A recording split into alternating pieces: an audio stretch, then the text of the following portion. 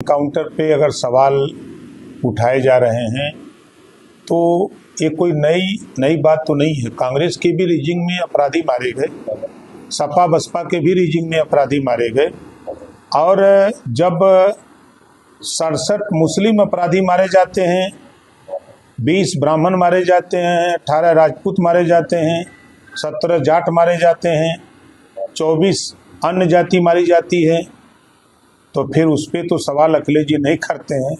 लेकिन मंगेश यादव पर उनका सवाल ये जातिवाद को बढ़ावा दिखता है कि उनको चिंता सिर्फ अपनी कौम की है। उनको बोलना चाहिए जब 20 ब्राह्मण मारे गए, राजपूत मारे गए, जब मुसलमान मारा गया, जाट मारा गया, चौहान, राजभर, बिंद, जो अपराधी है उनके साथ अब लोग आरोप लगा रहे हैं कि जाति देख करके पुलिस के ऊपर फायरिंग हो और पुलिस फूलों की वर्षा करेगी, आधार कार्ड मांगेगी, या आप अपना आधार कार्ड दिखा दो कि हम तब उसके बाद गोली चलाएंगे। इस पे चर्चा नहीं हो रही है कि उस इनकाउंटर में शैलेश राजभर को गोली लगी, जो जिंदगी और मौत से हॉस्पिटल में जूझ रहा है। उस पे तो सवाल विपक्ष के लोग नहीं कर रहे हैं। राहुल गांधी ने भी इस इनकाउंटर पे सवाल किया। राहुल गांधी तो देश को बदनाम करने का काम कर रहे हैं। अभी चुनाव में आपने देखा लोकसभा के, वो आरक्षण बचाने की बात कर रहे थे और अमेरिका में जाके आरक्षण समय आने पर खत्म करने की बात कर रहे हैं। अब ये तो भ्रांति पैदा हो गई। अब तो समाजवादी पार्टी कांग्रेस के साथ खड़ी आरक्षण खत्म करने के लिए कि आरक्षण देने के लिए। अब पहले तो इसका भी जवाब दें, और अगर वो सवाल खड़ा कर रहे हैं तो ये भी तो 25 इमरजेंसी लगी थी ना, कानून को ताक पर रखा गया। वो किसकी सरकार थी? कांग्रेस की सरकार थी। लाखों लोग जेल में डाले गए, पत्रकारों को जेल में डाला गया।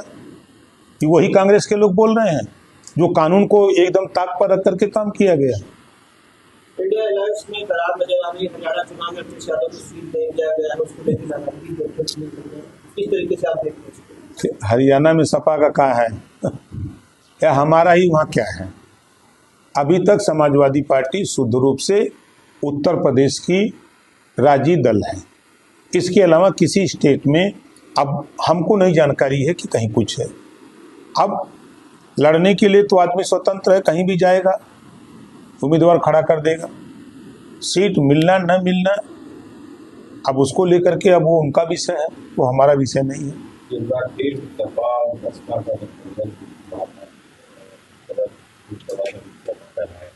के लिए तो आदमी स्वतंत्र है, कहीं भी जाएगा, उम्मीदवार खड़ा कर देगा। सीट मिलना न मिलना अब उसको लेकर के अब वो उनका विषय है, वो हमारा विषय नहीं है।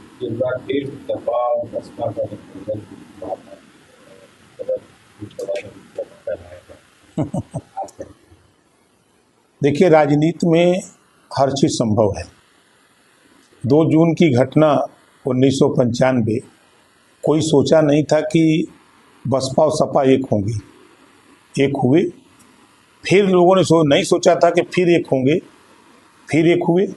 तो राजनीति में क्या होगा कोई ठीक नहीं है, तो उस पर कुछ कहना हम उचित नहीं समझते।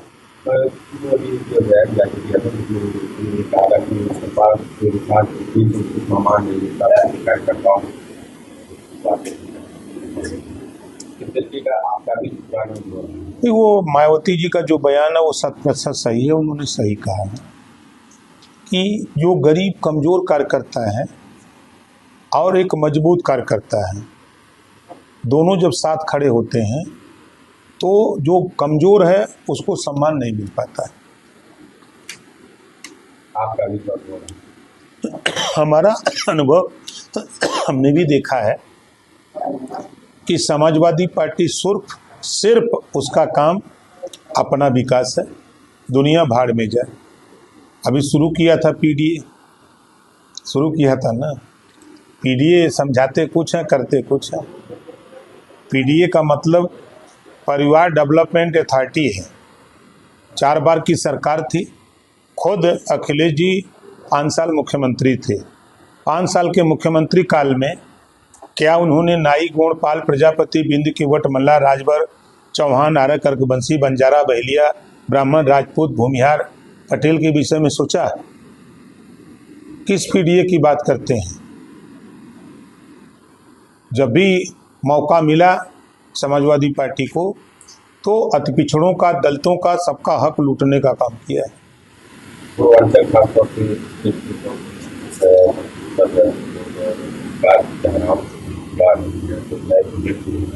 इसके लिए आप क्या लड़ाई करें?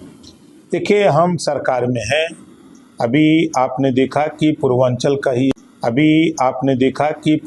का ही एक हिस्सा अंबेडकर नगर है।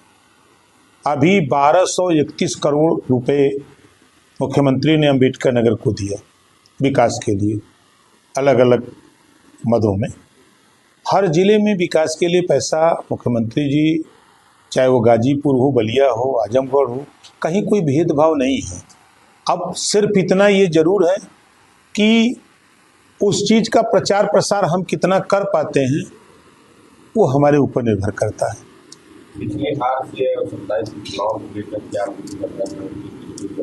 कोई दिक्कत नहीं है, जनता सब जानती है। अब आरक्षण खत्म करने के नाम पर लामबंद होकर के वोट तो मांगा कि आरक्षण खत्म हो रहा है।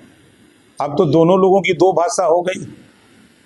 एक भाषा अमेरिका में एक नेता, एक दल वाला बोल रहा है कि समय आएगा तो हम खत्म कर देंगे।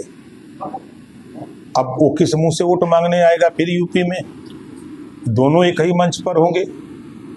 एक कहेगा कि नहीं हम आरक्षण बचाएंगे, एक कहेगा कि नहीं हम खत्म करेंगे। तो जनता सब जानती है, और ये भी जनता जानती है कि 4 बार की सरकार में जिस दलितों को लुभाने की कवायद हुई, प्रमोशन में आरक्षण किसने खत्म किया था? समाजवादी पार्टी ने। ठेका में बसपा गवर्नमेंट ने 22.5% रिजर्वेशन दिया था, उसको खत्म किसने किया था? सपा ने। गरीब कमजोर के विकास के लिए योजनाएं जो बनाई पूरे महापुरुषों के नाम पर, उसको खत्म किसने किया था? समाजवादी पार्टी ने। तो ये चीजें सबके सामने है, सब लोग जान रहे हैं। तो अब ये चीजें उजागर हो गई हैं कि हम प्रदेश की जनता से यही कहेंगे कि हम सब लोग मिलकर के प्रदेश के विकास के लिए जो योजनाएं हैं उसका लाभ लें। हम जिस विभाग के मिनिस्टर हैं, पंचायती राज, हम ग्रामीण स्तर पर पहला हमारा साफ सफाई का अभियान, स्वच्छ भारत मिशन जो प्रधानमंत्री जी की योजना है, क्योंकि पंचायत राज गांव से जुटा हुआ विभाग है, हमारा पहली प्राथमिकता है कि हम साफ सफाई पर ध्यान दें। हमारे जो भी कचरा कलेक्शन करने वाले जो अधिकारी कर्मचारी लगे हैं, अगर हमारा कर्मचारी दरवाजे दरवाजे जा रहा है तो कचरा लोग बाहर ना फेंकें, उस हमारे कर्मचारी को दे दें ताकि वो ले जाकर के एक जगह इकट्ठा करके उसको व्यवस्थित करे। हम लोग हर गांव में पंचायत सचिवालय बना है और बना रहे हैं, जहां नहीं बना है वहाँ बनवाने जा रहे हैं। पंचायत भवन बनाने जा रहे हैं, बारात घर बनाने जा रहे हैं। पंचायत सचिवालय में ही जो गरीब कमजोर लोग मृत्यु प्रमाण पत्र के लिए सेक्रेटरी के यहाँ ब्लॉक पर, तहसील पे दौड़ते थे, अब उनको कहीं जाने की जरूरत नहीं। पंचायत सचिवालय में उनको मृत्यु प्रमाण पत्र मिलेगा, उनको आधार कार्ड वहीं बनेगा, आयुष्मान कार्ड वहीं बनेगा, पेंशन के फॉर्म वहीं भरे जाएंगे, जो त्रुटि होगी सुधार वहीं होगा, परिवार रजिस्टर की नकल उनको वहीं मिलेगी।